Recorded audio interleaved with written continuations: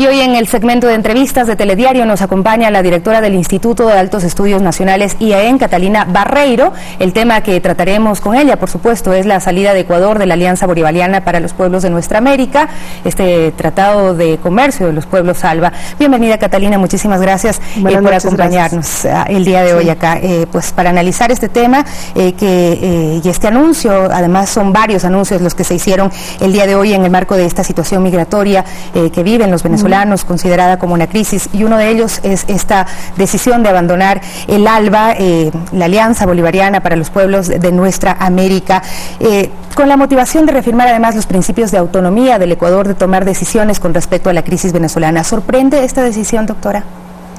A ver, yo creo que el presidente Moreno desde un inicio siempre ha estado afirmando la vocación democrática que tiene el país, que es el Ecuador, así como también su gobierno. Y como lo hemos visto, por ejemplo, habló de este famoso plebiscito interno, que cuestionaba de alguna manera el tema del proceso electoral que le llevó a Maduro a una reelección. Pero por otro lado también estamos viendo que justamente el régimen, al parecer, no da las garantías suficientes para sus nacionales. Y eso ha significado un éxodo masivo de venezolanos que inclusive lo que buscan es simplemente una manera de sobrevivencia. Y esto ha significado además una crisis no solo en América Latina, porque el éxodo venezolano es un éxodo que se va más allá de las fronteras de nuestro continente.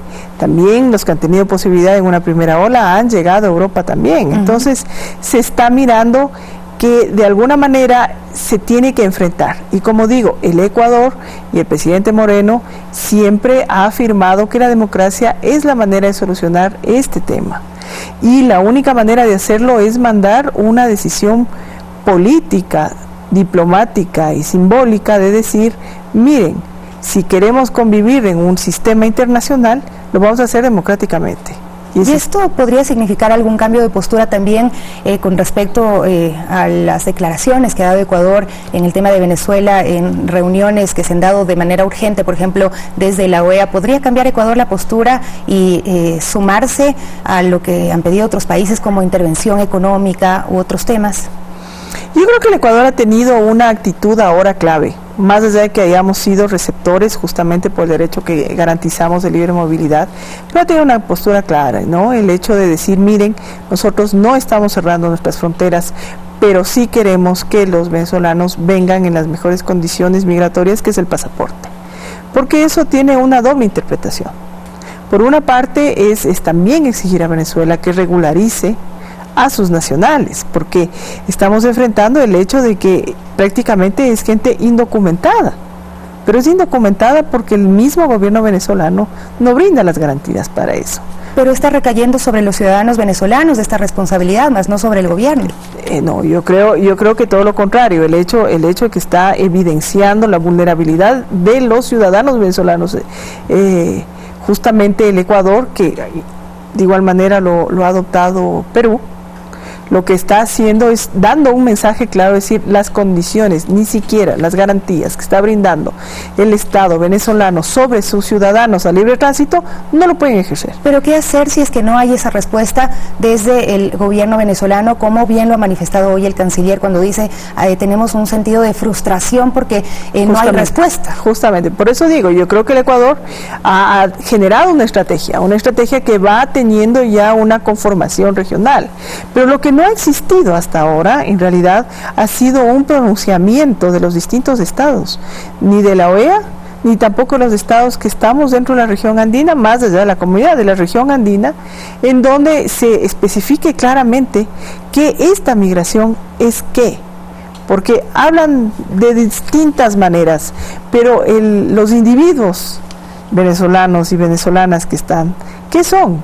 Son refugiados, son turistas, es un conflicto grande, es una crisis humanitaria, por supuesto que es una crisis humanitaria, pero no tenemos todavía una respuesta, y yo creo que eso es el liderazgo del presidente Moreno y del canciller Valencia, que están proponiendo y diciendo, hay una frustración, o sea, es el momento de que los estados puedan tener un alineamiento y un discurso uniforme sobre lo que está pasando en Venezuela y que es una crisis humanitaria que es evidente. Pero no podemos seguir teniendo discursos también diversos alrededor de esa crisis humanitaria. Yo creo que para allá es la declaración, y simbólicamente pues hacen algo que es lógico también, porque el ALBA ha sido un mecanismo que fue generado dentro de una lógica ideológica, principalmente liderada por el expresidente Chávez. ¿Es el único organismo que queda con esa corriente ideológica de izquierda? Es un organismo que se constituye en su marco constitutivo del organismo, pues tienen lineamientos ideológicos claros, ¿no? Pero más allá de eso, es un mecanismo que no ha funcionado. No ha logrado aplicar temas, por ejemplo, como esta integración de crear una moneda. Nosotros mismos como Ecuador no hemos generado ningún tipo de mecanismo interno que nos obligue al cumplimiento de ser miembro del ALBA, ¿no? Que no es el caso, por ejemplo, de la Comunidad Andina con la tarjeta migratoria, que no es el caso mismo de la OEA en varios otros niveles. Entonces, más allá de lo que no haya funcionado, es el hecho de decir, es el único mecanismo de integración regional que es liderado por Venezuela, que es generado por Venezuela, no digamos por Venezuela, sino por una ideología que estaba liderada por el presidente Chávez, que es la que ahora sigue y continúa el presidente Maduro, y que en realidad no ha tenido consecuencias favorables, pero que sí políticamente significa rechazamos esa manera de considerar. Ahora, el presidente Lenín Moreno ha hecho un llamado a los diferentes países de la región para una reunión el próximo 17-18 de septiembre para abordar este tema de manera regional. Lo hace con la anuencia de la OIM y también de ACNUR. ¿Puede funcionar este mecanismo? ¿Podría tener repercusión? A mí me parece que es lo mínimo que debemos hacer en una situación como la que tenemos. Como digo, a diferencia de Colombia, o a diferencia de Perú, el Ecuador es el único país que tiene como garantía de derechos de todos los individuos la libre movilidad. ¿No era la UNASUR la vía para tratar este tema regional? Creo que es también uno de los cuestionamientos graves que estamos teniendo sobre también el mecanismo de UNASUR, porque UNASUR mucho antes del problema venezolano, usted sabe que está prácticamente cuestionado por los miembros estatales actuales. Y acéfala también desde... Acéfala absolutamente. Entonces, al igual que otros organismos, ellos se constituyeron con el tema del consenso, y ese tema del consenso ha paralizado desde nombrar a su secretario hasta poder reunirse y tener una condición. Pero el tema de UNASUR también es un tema regional que no logra desarrollar cierto tipo de vínculos obligatorios con estos estados. Pero lo que sí tenemos, que eso está bajo cualquier tipo de mecanismo y que además es una condición ética, es el hecho de los derechos humanos. Los derechos humanos no tienen argumento, se los ve.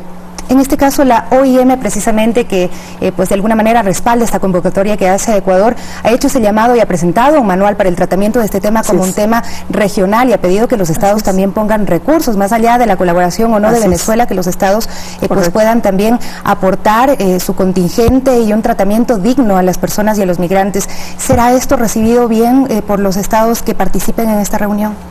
A ver, yo creo que hay una cosa que es evidente, como digo, el número de venezolanos y venezolanas que han tenido que salir de su estado, que han tenido que venir en cualquier condición, no es un número, digamos por así decirlo, de no considerar el impacto que requiere.